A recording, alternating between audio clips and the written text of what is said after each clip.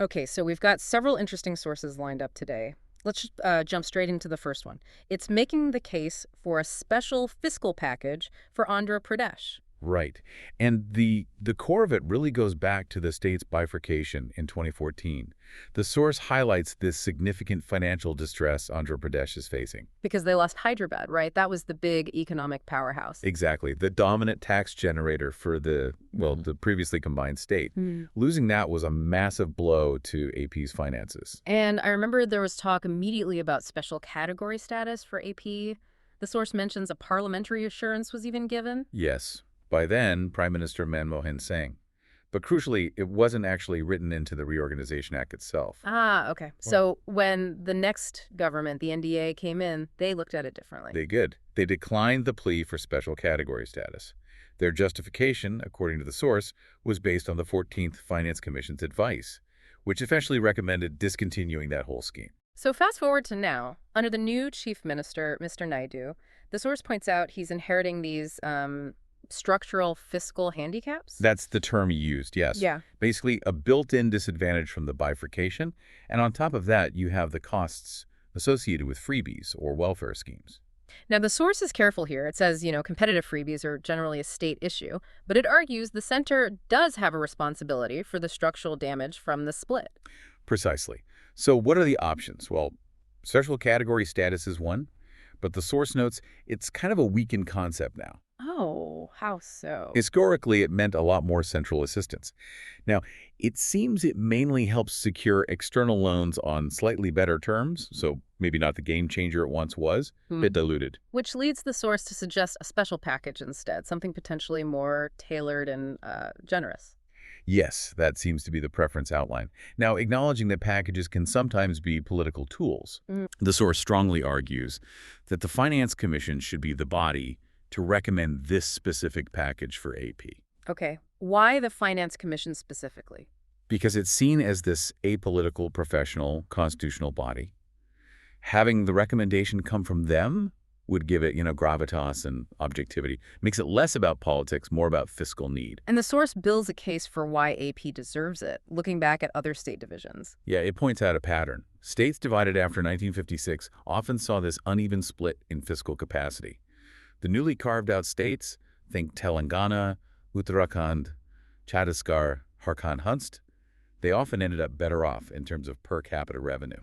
At the expense of the state they were carved from, the rump state. Exactly. And Andhra Pradesh, like Bihar, is presented as a key example of such a rump state that lost significant fiscal capacity in the process. Is there a specific mechanism proposed, like a formula? The source mentions a potential one, a special package for states that lost more than, say, 10% of their fiscal capacity due to bifurcation.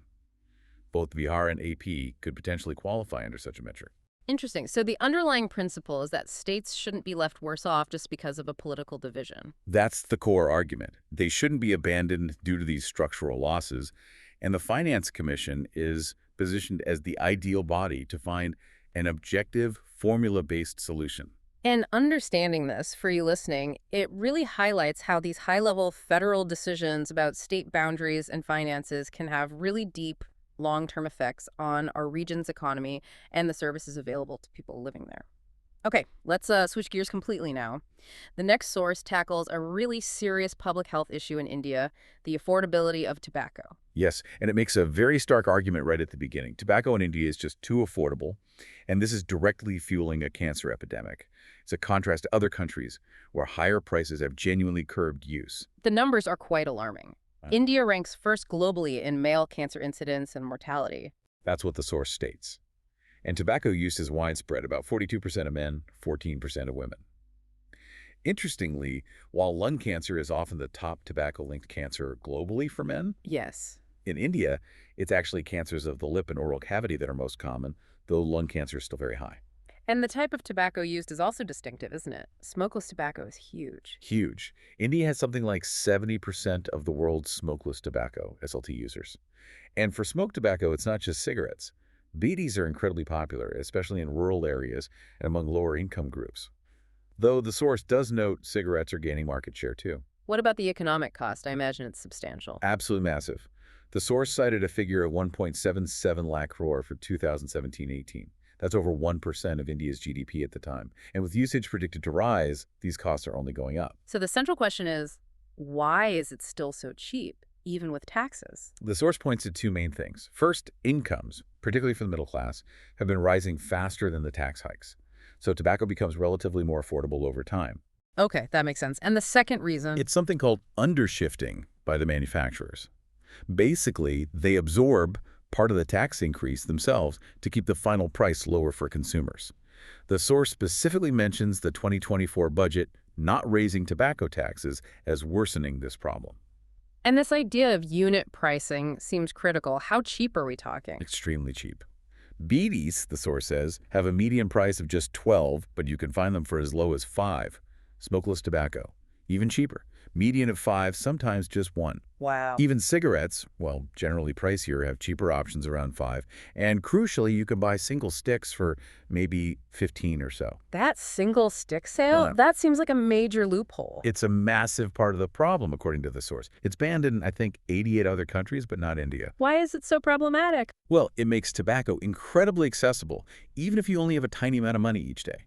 It also completely bypasses the health warnings that are printed on the full packs.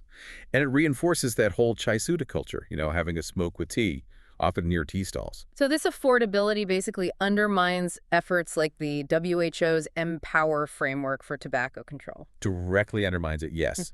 Especially the R, raising taxes. If taxes go up, but it's still cheap to buy a single beady or pouch, the impact is limited. So what does the source suggest doing about it? Policy solutions. It proposes a fairly comprehensive strategy.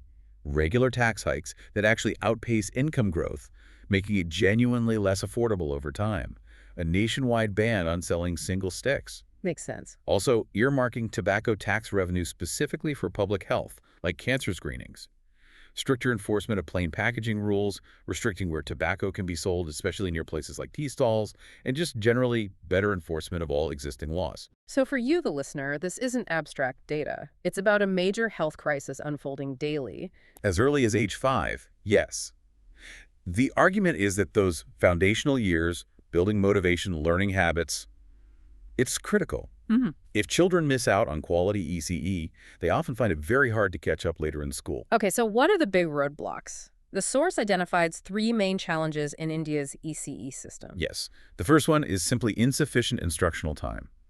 Children might be enrolled in Anganwadis or government pre-primary classes, but the actual time spent on learning activities can be really low. How low? Well, in Anganwadis, the source says it averages around 38 minutes a day, compared to a planned 2 hours. Plus, many pre-primary schools lack teachers specifically trained for early childhood education. And the result is poor learning outcomes. Exactly. Many children struggle with basic skills like matching objects or identifying numbers. Worryingly, the source says a lot of kids end up skipping ECE entirely before they even start Class 1. Okay, challenge 1 is time and quality of instruction. What's the second? It's about resource optimization. Government spending per child on ECE is significantly lower than spending on later school years. And even when materials are available, like learning kits, Yes. they often sit unused because there aren't enough trained teachers or supervisors to guide their use effectively. The source gives a pretty stark statistic. 1 supervisor for every 282 Anganwadis. Wow, that's stretched incredibly thin. So targeted funding is needed there. Definitely. For more dedicated ECE teachers and for supervisors who can provide proper support and monitoring. And the third challenge? Engaging parents. The source stresses that parents obviously care deeply about their children's education, but they often need guidance on how to support early learning effectively at home. So it's about empowering them. Exactly. Providing simple practices, maybe worksheets, encouraging participation. The source mentions examples like Madhya Pradesh's Bal Shupal program, or using tech like WhatsApp or educational apps to share tips and resources with parents. Are there any positive examples mentioned? States making progress? Yes, thankfully. Uttar Pradesh is noted for hiring and training dedicated ECE educators. Odisha is opening special pre-primary sections called Shishu Avetikas within government schools to help children transition smoothly to Class 1. So the overall message is that investing seriously in ECE isn't just good for individual kids, it's fundamental for India's future aspirations, like becoming a Vishwa Guru. That's the connection the source makes. helping millions escape that lottery of birth, building a stronger foundation for future generations. So for you, understanding ECE's challenges and potential really speaks to the roots of opportunity and national progress. Okay, our next source takes us into the legal world. There's been a significant Supreme Court decision recently. That's right. On May 20th, the Supreme Court restored a requirement for a minimum of 3 years of legal practice before someone can join the entry-level judicial service. This actually reverses a decision the same court made back in 2002. So essentially flipping back to requiring prior experience at the bar, the source presents this as quite a debate, right? Arguments on both sides. Very much so. Those supporting the mandate see it as a step in the right direction, though maybe not far enough for some.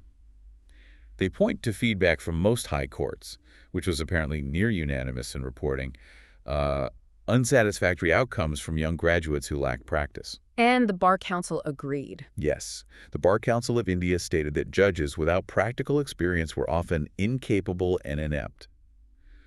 The argument boils down to the idea that certain things, courtroom skills, dealing with lawyers, emotional maturity, are best learned through actual practice, not just training. Okay, but what about the arguments against this mandate? Critics raise several points. Some argue 3 years is actually too short to gain really meaningful exposure. Others question the lack of empirical data behind the decision. Was this based on solid evidence or more on anecdotal feedback? And maybe training could be improved instead. Exactly. Could strengthening judicial training academies be a more effective approach? Plus, there's a question of whether this mandate really tackles the deeper systemic issues within the judiciary. The source also brings up practical difficulties in actually implementing this rule, doesn't it? Yes, quite a few. Is there a risk it just becomes a formality, a box to tick? How do you even assess the quality of that 3 years experience? There aren't clear parameters. Right. Practice can vary hugely. Hugely. And it could disadvantage those without good mentorship or connections. What about experience in non-litigation roles? How does that count? The source mentions the need for something more structured, maybe like a digital diary to track experience. There's also a concern about deterring talent, isn't there? Especially from certain backgrounds. A major concern. For graduates from marginalized or poorer backgrounds, the financial stability of a judicial job right after law school can be very appealing compared to the uncertainty and often low pay of the first few years in litigation. So this could actually discourage bright candidates who might otherwise see the judiciary as a good path. Potentially, yes. It affects that idea of a level playing field. And it might even put off experienced litigators because they'd have to join at the very entry level, which could feel like a step back. And the source specifically flags the impact on women. It does. There's a worry that the financial hurdles and potentially needing more family support during those initial litigation years could disproportionately affect women aspiring to be judges. This is concerning given the recent positive trend of more women joining the district judiciary. Representation matters. Finally, there's a sort of structural critique mentioned. Right. About courtroom policymaking. Yes, the idea that maybe the court is stepping into the role of the executive or legislature by setting eligibility criteria like this. The argument is that such a significant policy change ideally needs more data analysis, public consultation things a court isn't necessarily best equipped to do compared to, say, Parliament or the government. So for you, this debate matters because who gets to be a judge and what experience they bring directly shapes the justice system that could affect anyone. It's a complex balancing act with real consequences. All right, for our final source today, we're shifting to technology and modern warfare. It uses the recent India-Pakistan conflict, specifically Operation Sindoor, as a case study. Yes, and the source positions Operation Sindoor as a really pivotal event, marking a seismic shift in how wars are fought. It showcased what it calls the new normal warfare, heavily reliant on unmanned aerial systems, or UAS drones, essentially. So airborne deterrence, but without pilots in the cockpit. Exactly. Autonomous platforms, armed drones, loitering munitions, basically suicide drones, and all operating just below the threshold of triggering a full-scale conventional war. How did it unfold? According to the source, it started with intelligence gathering. Yes, the initial phase involved ISR drones, intelligence, surveillance, reconnaissance, things like India's TAPES BH-201 or the Israeli Heron MK Arto flew deep into enemy airspace just to gather information, map targets, understand defenses. And then came the strikes. What kinds of drones were used? A whole spectrum. Deployed by both sides, apparently. ISR drones continue to operate alongside armed drones for launching missiles, kamikaze drones for direct impact, decoys to confuse defenses, and even small quadcopters relaying data from close range, dual purpose, real-time intel, and precision strikes. Does the source mention specific Indian systems? It names the Nagastra-1 loitering munition and the Harap anti-radiation drone. It also mentions tactics like using swarm drones. Lots of drones working together to try and overwhelm Pakistani air defenses. How are the strikes carried out? Just sending drones in? More sophisticated than that, often in sequenced waves. Sometimes decoys or electronic warfare would go in first to jam or distract, followed by the actual precision munitions, guided by those overhead ISR platforms. And those tiny quadcopters and micro-UAVs were apparently relaying real-time battle damage assessment. What kind of impact did these strikes have? The source gives examples like disrupting a cricket match, perhaps symbolic, or destroying an air defense system component. Yeah. Illustrates the range from nuisance attacks to militarily significant ones. And Pakistan retaliated with Operation Bunyan Marsoos. They did, also using a variety of drones. The source lists their Shapar 2, Burak, and imported drones like the Turkish Bayraktar TB2, and Chinese models like the CH-4 Wing Loom 2 and CH-901. They targeted various Indian locations. But how effective was Pakistan's response? This is a key point in the source. India's air defense grid, described as robust and multi-tiered, was apparently highly effective in neutralizing most of the incoming Pakistani drones. Damage on the Indian side was reportedly minimal. What made India's air defense so effective? The source credits India's Integrated Air Command and Control System, the IACCS. It calls it the Air Defense Nerve Center. Pakistan apparently tried to probe and disrupt it, but failed. Why is IACCS so strong? Its architecture. It fuses data from many different sensors. Radar, optical, electronic, integrates this picture with various weapon systems, has built-in redundancy and fail-safe so it keeps working even if parts are damaged, and even includes directed energy weapon, DEW capability, like lasers or microwaves, specifically for countering drones. And there are layers below that national system. Yes, tactical systems like Akash Tier link Army air defense units. And the whole defense is layered, combining upgraded older systems, Pechora, OSA-AK surface-to-air missiles, Shoka anti-aircraft guns with modern ones like Spitfire, Akash, Brak 8, and even the long-range S-400. So the big takeaway is that this operation signals a fundamental change in warfare. That's the conclusion. Operation Sindoor represents this seismic shift into autonomous warfare. Deterrence is becoming digital. Dominance is algorithmic. The source strongly suggests this is the shape of the next war. And for you listening, this highlights just how profoundly technology is changing conflict, altering security calculations in the region, and driving the development of incredibly complex defensive systems to counter these fast-evolving threats. Thank you for listening. You can give suggestions by contacting on Twitter handle given in the episode description. We are always eager to hear what our listeners want to be informed about.